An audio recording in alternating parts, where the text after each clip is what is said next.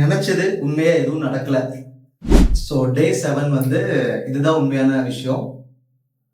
நாங்க last 6 days வந்து பார்த்தீங்கன்னா, செம்ம விக்ரஸா ஆக்டிவிட்டீஸ் பண்ணோங்க. அக்ராஸ் வெப்சைட்ல வந்து டிசைன் மாத்துறது, வ்ளாக் கிரியேட் பண்றது, on page SEO, off page SEO இந்த மாதிரி நிறைய விஷயம் பண்ணோங்க. பட் என்னன்னா, நாங்க நெனச்ச மாரி பாத்தீங்கன்னா, சைட் மேப் வந்து இதுவரைக்கும் 3 டைம்ஸ் சப்மிட் பண்ணாலுமே, இப்போ வரைக்கும் கூகுள் பாட் வந்து நம்ம சைட்ட கிரால் பண்ணல, இண்டெக்ஸும் பண்ணல. ஒரு வெப்சைட்டோட எஸ்இஓக்கு முக்கியமான விஷயம், நம்மளோட சைட்ட கூகுள் பாட் எவ்ரி 24 ஹவர்ஸ் வந்து கிரால் பண்ணி இண்டெக்ஸ் பண்ற லெவலுக்கு நம்ம கொண்டு வரணுங்க. இந்த கிளைண்ட் இதுக்கு முன்னாடி எஸ்இஓவே பண்ணாதனால, கூகுள் பாட் நம்ம சைட்டை இன்னும் பார்க்கல. ஸோ எங்களோட லாஸ்ட் 6 டேஸ் ஆக்டிவிட்டீஸ்ல இன்னும் கூகுள் பாட் வந்து நம்ம சைட்டை இண்டெக்ஸ் பண்ணல.